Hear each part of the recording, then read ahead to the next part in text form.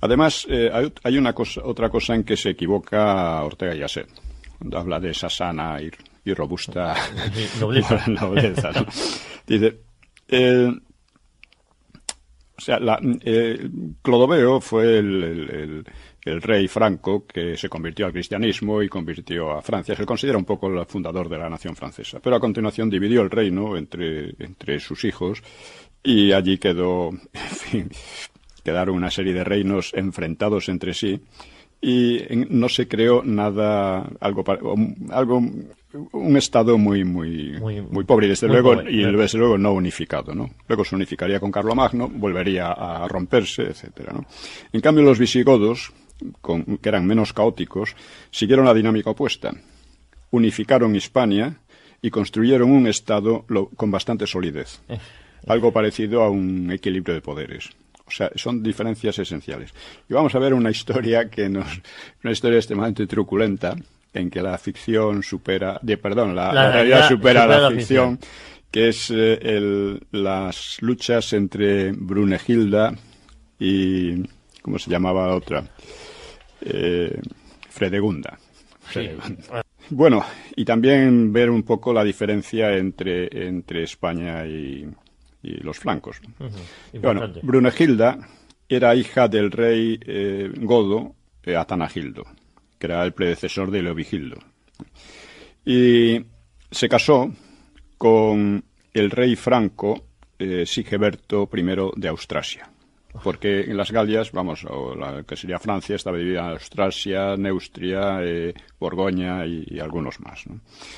Su hermana, Galsvinta, hermana de Brunegilda, estaba a su vez casada con el rey de Neustria, que era otro reino franco, que se llamaba Chilperico, y era hermano de Sigeberto. Pero la pobre Galsvinta había sido estrangulada en el año 567 por orden de Fredegunda, que era una amante del rey. Ya empieza así la cosa. Empieza luego. Y de ahí nació un conflicto de 40 años entre los dos reinos francos, que eran hermanos, ¿no? Sí. En las fechas lo de menos, en torno a 575, Sigeberto derrotó a su hermano Chilperico, pero dos sicarios enviados por Fredegunda mataron a su vez a Sigeberto, al vencedor, lo mataron a puñaladas. Chilperico se rehizo entonces y apresó a Brunegilda. En un extraño giro de la fortuna, esto es curiosísimo, un hijo de Chilperico, que se llamaba Meroveo, se enamoró de la prisionera Brunegilda, que era tía suya, por cierto. Y un obispo que se llamaba Pretextato, pues los casó. El padre Chilperico y su madrastra Fredegunda, pues hicieron la vida imposible al pobre Meroveo, al joven, el cual, por temor a la tortura, terminó suicidándose. Se hizo matar por un servidor, vamos. Mientras los enviados de Fredegunda asesinaban al obispo Pretextato. Es para nota. Sí. O sea, las novelas góticas se quedan cortas al lado. Con esto, estas, sí.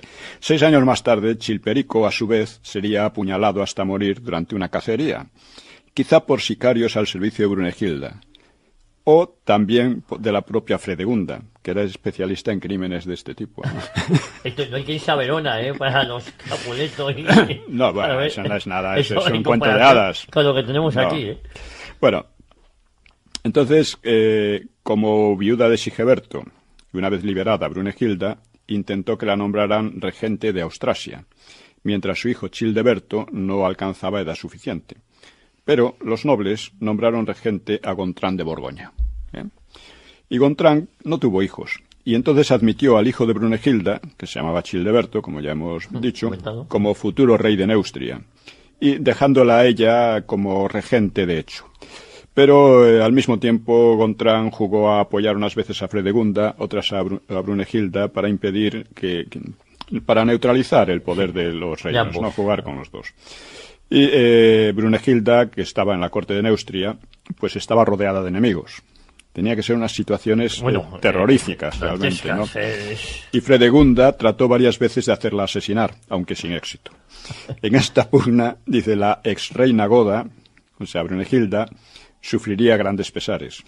En España perdió a su hija Ingunda, que estaba casada con Hermenegildo, y perdió también a su joven hijo Childeberto, al que envenenaron. Sus enemigos la acusaron precisamente de haberlo envenenado, aunque casi seguramente la autora fuera Fredegunda, que ella murió al año siguiente de enfermedad. A Brunegilda le pasó muchísimo peor. Brunegilda pues volvió a convertirse en regente, esta vez de nuevo en Austrasia, por su nieto Teodeberto. Pero 2 años más tarde, Teodeberto, con 13 años y que manejado por los nobles, las intrigas, etcétera, la expulsó. Expulsó a su abuela Brunegilda y la obligó a refugiarse en Borgoña, al cuidado de otro nieto, que se llamaba Teodorico o Thierry II. Los 2 nietos entraron entonces en conflicto, como no podía ser. Parece que Brunegilda incitó a Teodorico a atacar a Teodeberto, el cual fue vencido y asesinado junto con su pequeño hijo, que era bisnieto, por tanto, de Brunegilda. Teodorico tomó el poder en Borgoña y en Austrasia y se preparó para atacar a Neustria, gobernada por Clotario II, hijo de Chilperico y de Fredegunda. Pero murió antes de poder hacerlo, pues de disentería, a los 26 años. Y la infatigable abuela Brunegilda, con 70 años ya, volvió a intentar la regencia en nombre de su bisnieto, pero los nobles la traicionaron y la entregaron a su enemigo Clotario. Fue sometida a un tribunal, fue acusada de muchos asesinatos, probablemente debidos varios de ellos a Fredegunda, aunque no todos. Por ejemplo, esta buena Brunegilda hizo asesinar al obispo Desiderio, que la había acusado de incesto con su nieto Teodorico. Estos son hechos reales, vamos, más o menos aproximadamente, ¿no? Dentro de, pero que nos da una idea de lo que eran las luchas entonces por el poder entre los reinos bárbaros, ¿no? Tras el juicio, la anciana fue torturada en el potro durante 3 días y luego descuartizada por 4 caballos, según una versión. En otra versión fue arrastrada a la cola de un caballo hasta morir, eso en el año 613. De los 4 hijos de Teodorico II y bisnietos de la ejecutada, de Brunegilda, 2 fueron asesinados, otro internado en un monasterio y del cuarto, que escapó, se perdió el rastro para la historia. A lo mejor fue el que salió mejor librado. Yo posiblemente el más listo. En fin, llama la atención también la insolidaridad de los godos, excepto Recaredo, o sea, con Brunegilda, que después de todo era hija de un rey de los suyos. Tal hostilidad pudo nacer de las incitaciones de Brunegilda a los francos para que se apoderasen de la Narbonense, que pertenecía a los godos, o de sus intrigas para quedarse con la dote de la hija de Viterico, otro rey godo, tras rechazar su matrimonio con Teodorico. Una humillación de las que dejan huella. Aún los sucesores españoles de Viterico y probables asesinos de este, también había muchos asesinatos en España, aunque menos que entre los francos. Parecen haber mantenido esa, no sabemos por qué, aquella aversión contra Brunegilda, al extremo de que el rey Sisebuto escribirá de su muerte. Tras ser arrastrada y destrozada por unos caballos indómitos, el cuerpo ya macerado por la vejez se deshizo en pedazos y sus miembros arrancados del tronco quedaron cruelmente esparcidos. De este modo el alma, desprendida del cuerpo material, justamente condenada a penas eternas, fue abrasada y sumergida en hirvientes olas de pez. Lo decía. Era duro, ¿eh? No, y este era el modelo que nos ponía Ortega y Gasset, que era mejor que el de España, ¿ves? Sí, algo así, ¿no? Y del relato supera cualquier novela gótica o truculenta, ¿no?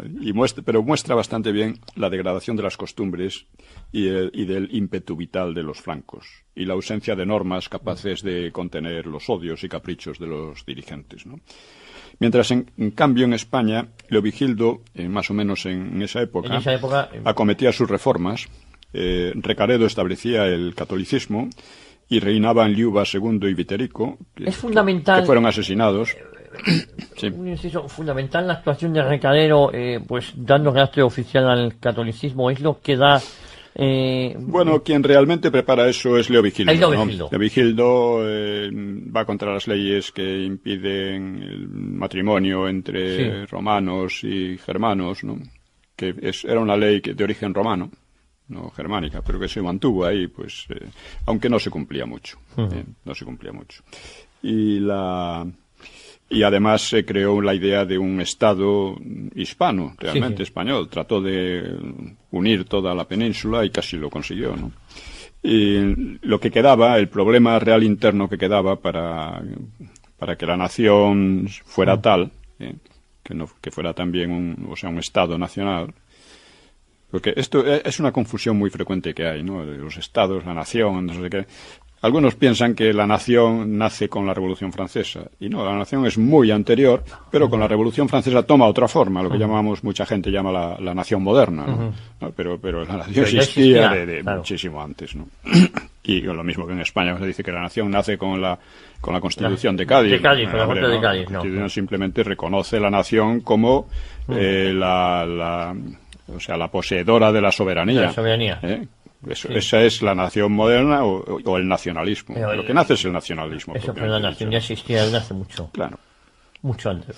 Entonces, en España, en cambio, ya digo, Leovigildo se estaba creando un Estado nacional, una nación, propiamente hablando. O sea, una comunidad, había una comunidad básica romanizada, comunidad cultural romanizada y cristianizada, con un Estado propio, ¿no?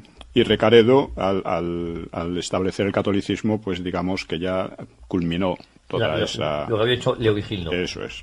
Que era su padre, por cierto. Y bueno, todo esto no quiere decir que la oligarquía visigótica fuera ni pacífica ni dotada de una visión política excepcional, ¿no?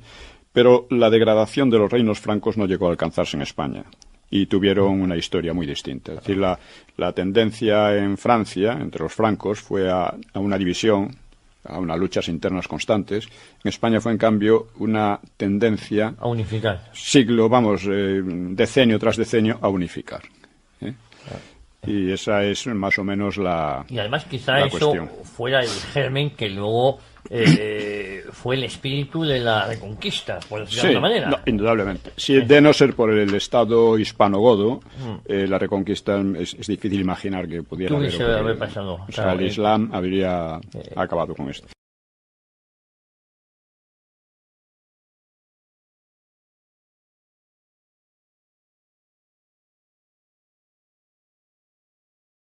Además, hay otra cosa en que se equivoca Ortega y Gasset, cuando habla de esa sana y robusta nobleza, ¿no? Dice, etcétera, ¿no? En cambio, los visigodos, que eran menos caóticos, siguieron la dinámica opuesta. Unificaron Hispania y construyeron un Estado con bastante solidez. Algo parecido a un equilibrio de poderes. O sea, Clodoveo fue el rey franco que se convirtió al cristianismo y convirtió a Francia. Se considera un poco el fundador de la nación francesa. Pero a continuación dividió el reino entre sus hijos y allí quedó, en fin, diferencias esenciales. Y vamos a ver una historia extremadamente truculenta en que la ficción la realidad supera la ficción.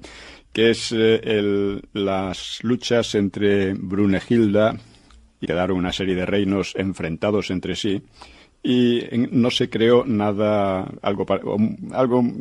un estado muy pobre, y desde luego no unificado, ¿no? Luego se unificaría con Carlomagno, volvería a romperse.